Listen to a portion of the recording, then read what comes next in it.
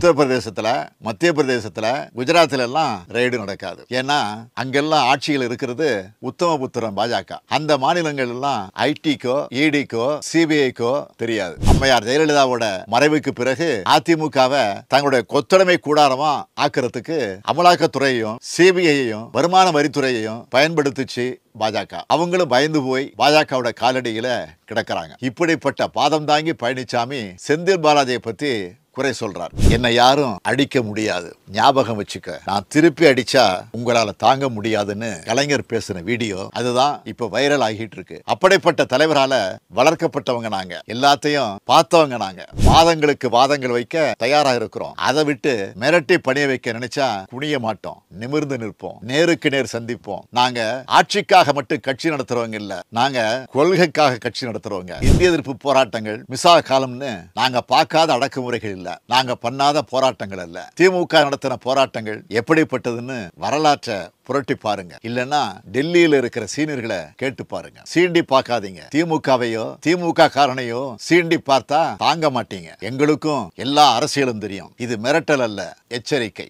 ஒரு ஆளுமை மிக்க ஒரு தலைவர், அவர்களை பற்றி பேசுவதற்கு இந்த முன்னாள் போலீஸ் அதிகாரிக்கு எந்தவித யோக்கியதையும் இல்லை.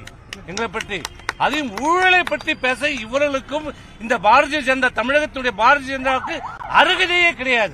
இந்தியாவிலே ஊழல் பெற்றதற்காக ஒரு கட்சியினுடைய தலைவர் தண்டிக்கப்பட்டார் என்றால் அது பாரதிய ஜனதா கட்சியினுடைய தலைவர். அதை அவருக்கு, அண்ணாமலை அவருக்கு நினைவூட்ட, ஏன்னா அவர் அப்பெல்லாம் கட்சியில் இல்ல, அப்பெல்லாம் எங்கேயோ போலீஸ் ஸ்டேஷன்ல மாமூல் வாங்கி இருந்திருப்பார். இன்றைக்கு ஊழலை பற்றி பேசுகிறார். உலகத்தில், இந்தியாவில் மட்டுமல்ல, உலகத்திலேயே 40% கமிஷன் பெற்று ஒரு கட்சியினுடைய முதலமைச்சர் ஆட்சி என்றால் அது இவர் சென்று தேர்தலுக்கு பிரச்சாரம் சென்றாரே, அந்த கர்நாடகா. ஆகவே ஊழலை பெற்று பேசுவதற்கும் அனைத்து இந்திய அண்ணா திராவிட முன்னேற்ற கட்சியை பேசுவதற்கும் அருகதையற்றவர். அண்ணாமலை உள்ள போடுற ஜெட்டில இருந்து, இன்னைக்கு சாப்பிட்ற சாப்பாடுல இருந்து, போட்டுக்கிற பெட்ரோல்ல இருந்து, வச்சுக்கிற கார்ல இருந்து, தங்குற வீட்ல இருந்து, கட்டின பொண்டாட்டி கூட அது எனக்கு தெரியாது. பில்லு தரேங்கிறான், அடுத்த மாசம் எழுதிடுவேங்கிறான், இந்த மாசம் சொல்லிட்டேங்கிறான். நான் நினைக்கிறேன் அண்ணாமலைக்கு ஒரு 2 நெட்டு காயிண்டிச்சுன்னு நினைக்கிறேன். மைக்க பிடிச்சா என்ன வேணா பேசுறான். அந்த மனுஷன் பொண்டாட்டி கிட்ட என்னதான் குடும்பம் நடத்துறாருன்னு ஒண்ணுமே தெரியல.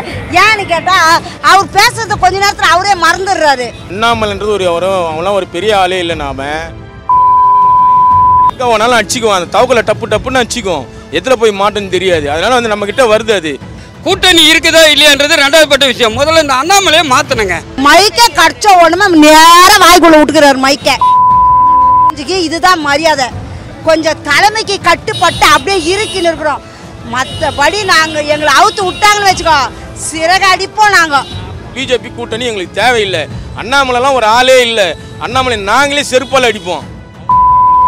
எங்க அம்மா பத்தி பேசினா தகுதி கிளை செயலாளர் இருக்கும்போது அண்ணாமலை அவங்க அம்மா கருல கூட இருந்திருக்க மாட்டாரு.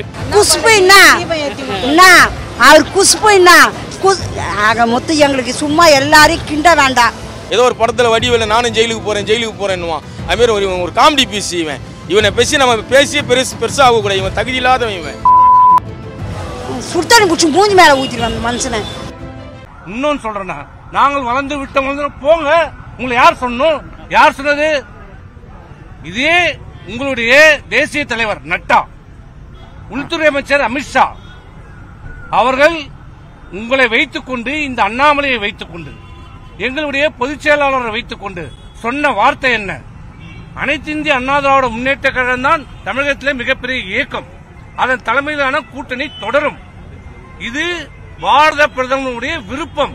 ஒரு முறை அல்ல, 2 முறை சொன்னார். அண்ணாமலையை வைத்துக் கொண்டு அவர்களே தலையிலே கொட்டுவது போல சொன்ன வார்த்தை.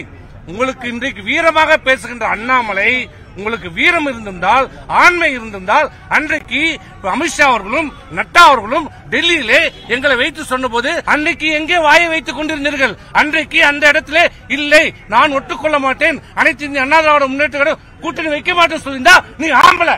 வரலாறு தெரியாமல் முன்னாள் முதலமைச்சர் ஜெயலலிதாவை தரக்குறைவாக விமர்சித்துள்ளது அண்ணாமலையின் அரசியல் முதிர்ச்சியின்மையை காட்டுகிறது என்றும் ஓ பன்னீர்செல்வம் சாடியுள்ளார்.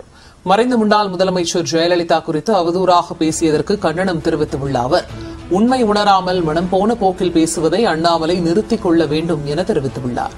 வரலாறு தெரியாமல் அண்ணாமலை விமர்சனம் செய்வதாக குறிப்பிட்டுள்ள ஓ பன்னீர்செல்வம் அண்ணாமலையின் கருத்து அதிமுகவினருக்கிடையே கொந்தளிப்பை ஏற்படுத்தியிருப்பதாக தெரிவித்தார். அரசியலில் இருந்து ஜெயலலிதாவை ஓரம் கட்டவே திமுக பொய் வழக்கு போடப்பட்டதாகவும் 2014 தேர்தலில் பாஜகவிற்கு பெரும்பான்மை கிடைக்காதிருந்ததால் ஜெயலலிதா பிரதமராகி இருப்பார் எனவும் கூறினார். முன்னாள் முதலமைச்சர் ஜெயலலிதாவை தரக்குறைவாக விமர்சித்துள்ளது அண்ணாமலையின் அரசியல் முதிர்ச்சியின்மையை காட்டுகிறது என்றும் ஓ பன்னீர்செல்வம் சாடியுள்ளார். அமைச்சர் செந்தில் பாலாஜிக்கு அமலாக்கத்துறை மூலமா கொடுக்கப்படுற அநியாயமான தொல்லைங்கள்லாம் இது அப்பட்டமான அரசியல் பழிவாங்குகிற செயல்னு யாருக்கும் கொஞ்சமும் சந்தேகம் இல்லை. 18 மணி நேரம் அடைச்சி வச்சு மன அழுத்தம் கொடுத்து மன ரீதியாகவும் உடல் ரீதியாகவும் பலவீனப்படுத்தி உயிருக்கு ஆபத்து ஏற்படுற வகையில இருதய நோயை உருவாக்கி இருக்காங்கன்னா இதை விட அப்பட்டமான அரசியல் பழிவாங்கல் இருக்க முடியுமா? இப்படி ஒரு விசாரணையை மேற்கொள்கிற அளவுக்கு அப்படி என்ன எமர்ஜென்சி? அறிவிக்கப்படாத எமர்ஜென்சியில நாடு இருக்கா? அப்படித்தான் இருக்கு அமலாக்கத்துறையோட நடவடிக்கை.